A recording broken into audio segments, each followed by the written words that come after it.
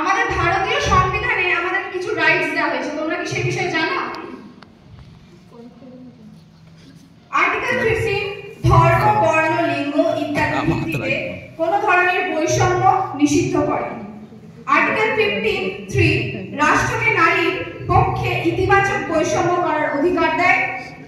14, 15 এবং 16 অনুচ্ছেদে মৌলিক অধিকার ও সমতার অধিকার দেওয়া হয়েছে। আর্টিকেল 19 নারীদের স্বাধীনতা কথা বলা হয়েছে। এর মানে ভারতে আমাদের সমস্ত নারী জাতি স্বাধীনভাবে বসবাস এবং চলাফেরা করতে পারবে। আর্টিকেল 51